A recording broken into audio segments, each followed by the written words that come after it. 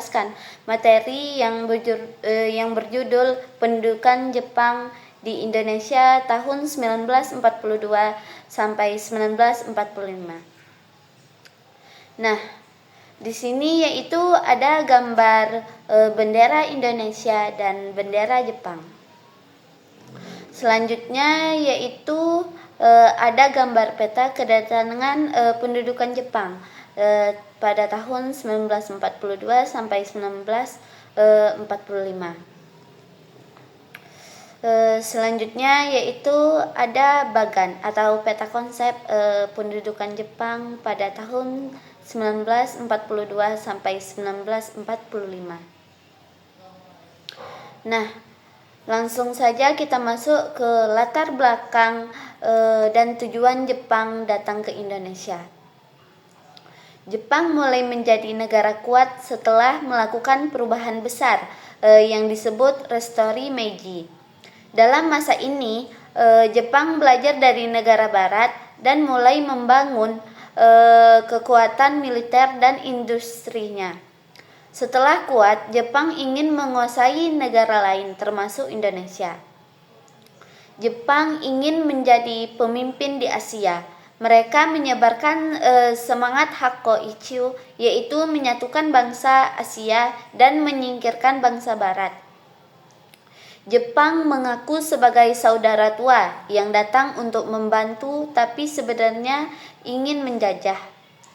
Untuk menjadi negara industri dan menang perang, Jepang membutuhkan bahan mentah seperti minyak, karet, dan batu bara. Jepang tidak punya itu, tapi Indonesia punya banyak itu. Jadi Indonesia dijadikan target utama. Jepang awalnya disambut baik oleh rakyat Indonesia karena dianggap penyelamat dari Belanda. Tapi kenyataannya Jepang justru lebih kejam dan membuat rakyat menderita. Akhirnya rakyat mulai sadar dan melawan. Nah, tujuan Jepang datang ke Indonesia adalah yaitu yang pertama mengambil kekayaan alam untuk kebutuhan perang. Yang kedua yaitu memanfaatkan rakyat Indonesia sebagai tenaga kerja dan tentara. Nah, selanjutnya kita masuk ke awal mulanya masuk Jepang. Masuk Jepang ke Indonesia terjadi setelah Jepang menyerang pangkalan militer Amerika Serikat di Pearl Harbor pada 8 Desember 1941. Serangan ini menandai dimulainya ekspansi militer Jepang ke wilayah Asia Tenggara, termasuk Indonesia yang saat itu masih dijajah Belanda. Jepang pertama kali mendarat di Indonesia pada tanggal 11 Januari 1942 di Tarakan, Kalimantan Timur. Setelah itu, mereka dengan cepat menguasai beberapa wilayah pentingnya lainnya seperti Balikpapan pada tanggal 24 Januari, Pontianak 29 Januari, Samarinda 3 Februari, dan Banjarmasin 10 Februari. Pada 4 Februari 1942, Ambon jatuh ke tangan Jepang, disusul Palembang pada 16 Februari. Setelah menguasai daerah-daerah luar Jawa, Jepang mulai menyerang pada 28 Februari 1942. Mereka mendarat di 3 titik sekaligus, Teluk Banten, Erat Weten, dan Kragon. Karena serangan Jepang begitu cepat dan besar, tentara Belanda kewalahan dan akhirnya menyerah. Penyerahan kekuasaan terjadi pada 8 Maret 1942 di Kalijati, Subang.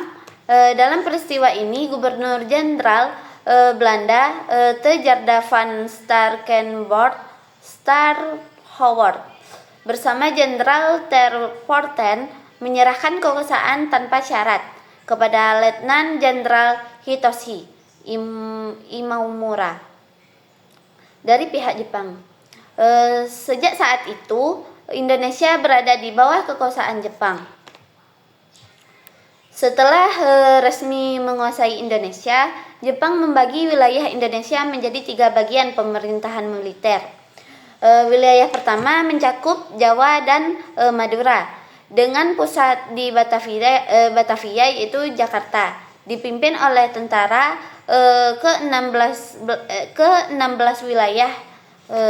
Wilayah kedua yaitu mencakup Sumatera dengan pusat di Bukit Tinggi, dipimpin tentara ke-25. Nah, selanjutnya yaitu wilayah ketiga mencakup Kalimantan, Sulawesi, Maluku, dan Nusa Tenggara, berpusat di Makassar dan dipimpin oleh Angkatan Laut Jepang. Nah, di awal pendudukan Jepang bersikap baik dan mengaku sebagai saudara tua bangsa Indonesia. Mereka membawa propaganda melalui gerakan 3A yang menyambut Jepang sebagai pelindung Asia, pemimpin Asia, dan cahaya Asia. Selain itu, Jepang juga membentuk organisasi seperti Putera atau Pusat Tenaga Rakyat dan Jawa Hakokai untuk mengajak rakyat Indonesia membantu Jepang. Meskipun awalnya terlihat baik pada rakyat, tujuan Jepang sebenarnya adalah untuk kepentingan perang mereka sendiri. Setelah beberapa waktu, rakyat mulai sadar bahwa Jepang juga melakukan penjajahan seperti Belanda. Bahkan lebih keras, rakyat dipaksa bekerja, mengalami penderitaan, dan mulai kehilangan harapan.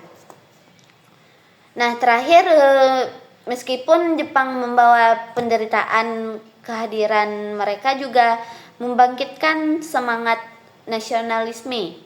Rakyat Indonesia mulai sadar pentingnya kemerdekaan dan bersatu melawan penjajahan.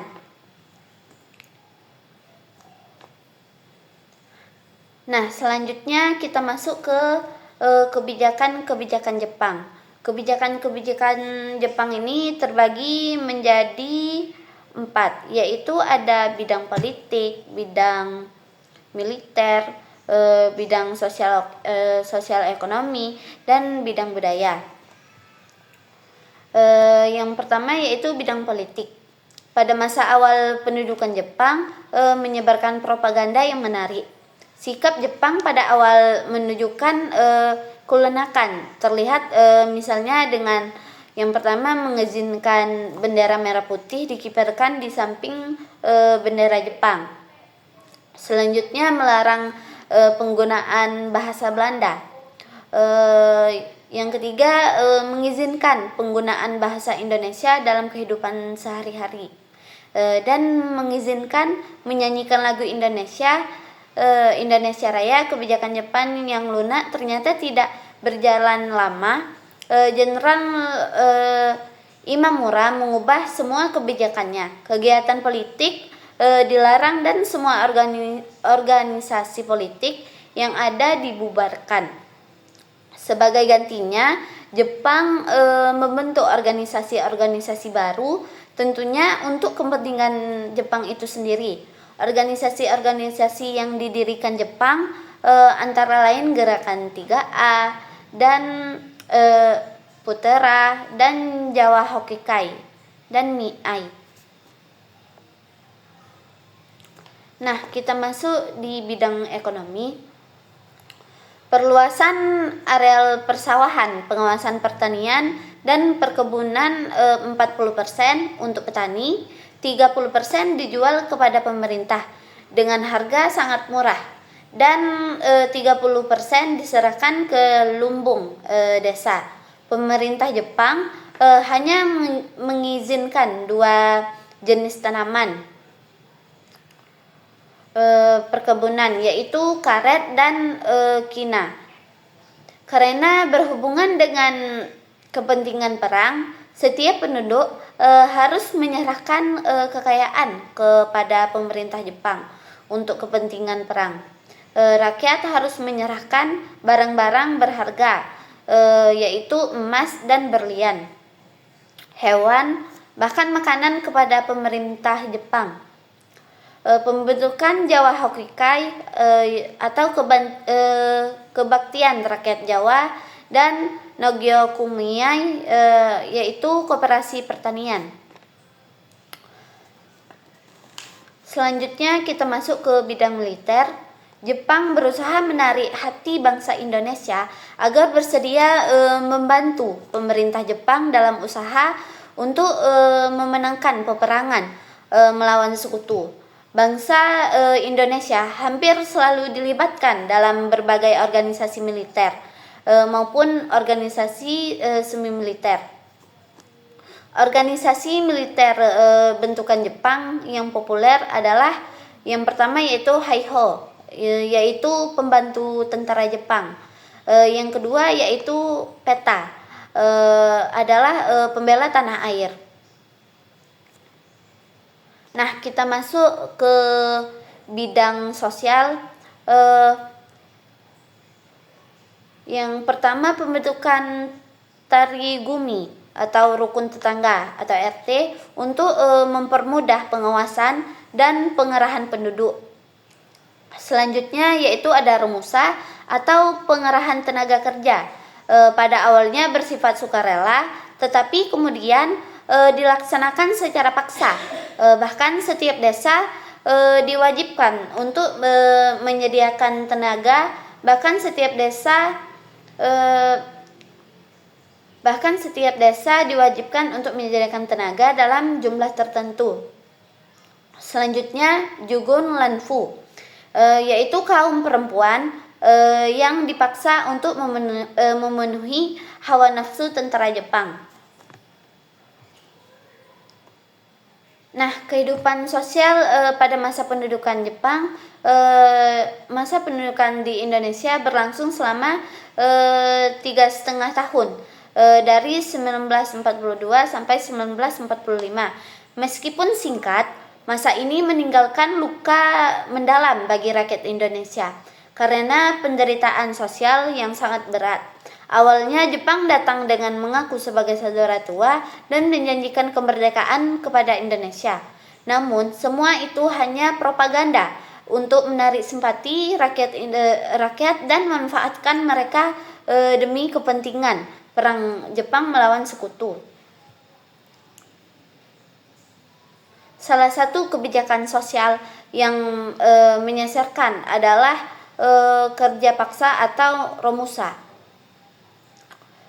Rakyat terutama laki-laki muda dipaksa bekerja membangun fasilitas perang tanpa upah, makanan yang cukup, atau perawatan kesehatan.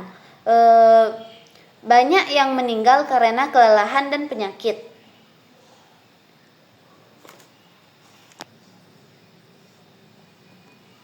Nah, selanjutnya Jepang memaksa rakyat menyerahkan hasil panen, hewan ternak, dan barang-barang berharga untuk kebutuhan perang. Siapa yang menolak bisa dipenjara, disiksa, bahkan dibunuh. Kehidupan sosial sangat dibatasi, rakyat tidak boleh berkumpul sembarangan. Semua kegiatan diawasi oleh militer Jepang. Bahkan rakyat dipaksa membungkuk ke arah matahari sebagai bentuk penghormatan kepada Kaisar Jepang.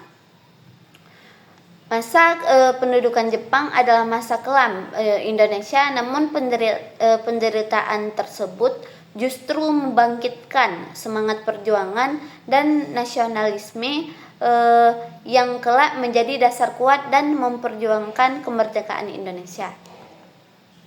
Nah, selanjutnya yaitu kehidupan bangsa Indonesia di bidang ekonomi. Saat Jepang menjajah Indonesia, semua kegiatan ekonomi diarahkan untuk membantu Jepang dalam perang. Hasil bumi seperti minyak, karet, dan bahan mentah lainnya diambil untuk keperluan perang Jepang, bukan untuk rakyat Indonesia.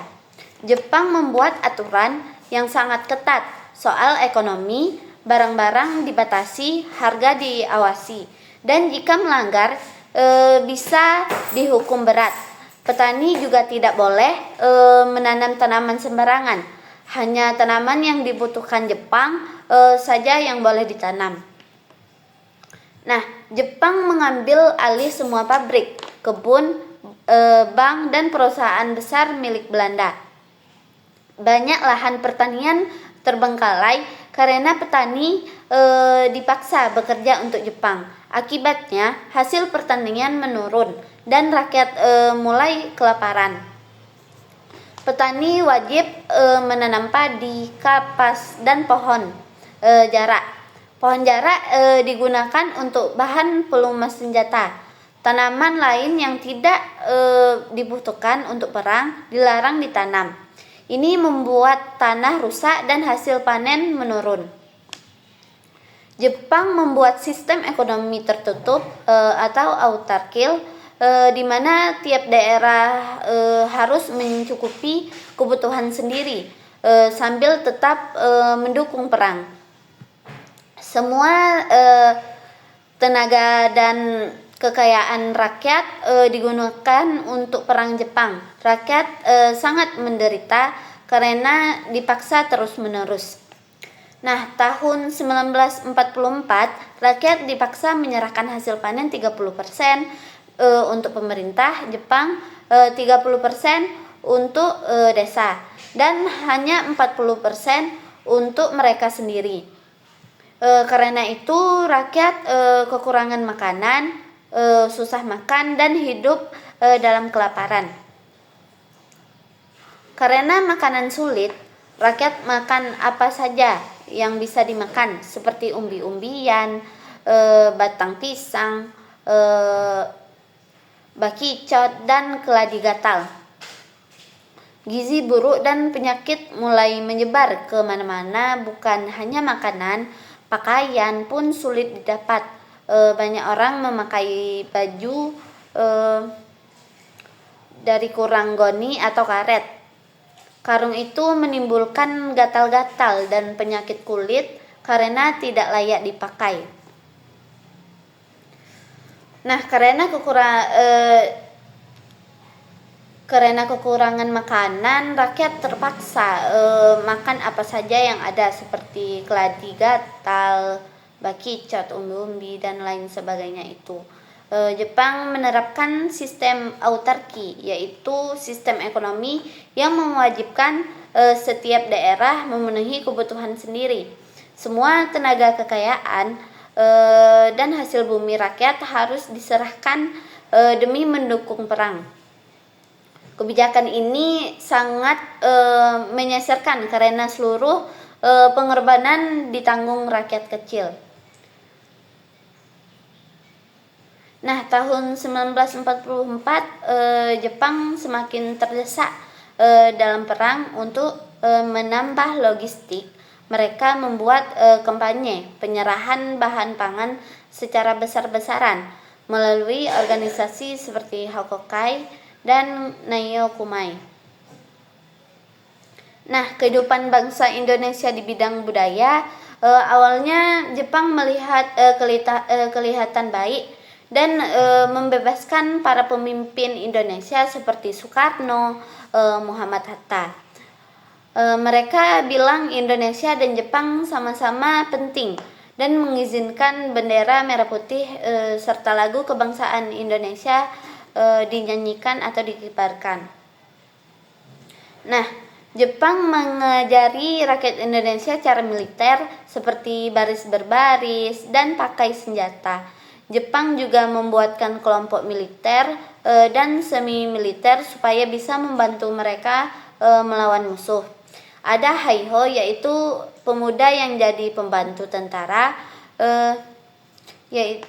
Ada juga peta, kelompok yang dibentuk supaya orang Indonesia bisa menjaga tanah air. Nah, kita masuk ke kekalahan Jepang. Jepang mulai melemah sejak tahun 1944 karena terus kalah melawan sekutu. Mereka kalah dalam banyak pertempuran besar seperti di Midway dan Iwo Jima. Di Indonesia, daerah penting seperti Tarakan dan Balikpapan juga berhasil direbut oleh sekutu. Pada awal bulan Agustus 1945, Amerika menjatuhkan bom atom ke Hiroshima dan Nagasaki. Banyak orang meninggal dan Jepang pun menyerah kepada sekutu pada tanggal 15 Agustus 1945. Ini menandai akhir kekuasaan Jepang di Indonesia. Setelah Jepang menyerah, tidak ada lagi negara yang menguasai Indonesia. Melihat kesempatan untuk merdeka, Jepang sebelumnya sempat membentuk BPUPKI dan PPKI untuk membahas kemerdekaan. Nah, kesimpulan yang bisa saya dapatkan dari materi yang tadi saya jelaskan, karena Jepang kalah, para pemuda Indonesia ingin cepat memproklamasikan kemerdekaan. Soekarno dan Hatta akhirnya memproklamasikan kemerdekaan Indonesia pada tanggal 17 Agustus 1945. Nah, pendudukan Jepang di Indonesia ini terjadi karena Jepang ingin menguasai sumber daya alam dan menggunakan rakyat Indonesia untuk mendukung perang mereka. Awalnya, rakyat Indonesia menyambut Jepang dengan harapan bisa bebas dari Belanda. Tapi kenyataannya Jepang sangat kejam dan membuat hidup rakyat makin susah dengan kerja paksa dan kekurangan pangan. Karena itu banyak rakyat yang pendudukan Jepang memberi pengalaman militer dan semangat kemerdekaan yang akhirnya membawa Indonesia menuju kemerdekaan. Sekian penjelasan materi tentang pendudukan Jepang pada 1942 sampai 1945. Sekian dari saya. Assalamualaikum warahmatullahi wabarakatuh.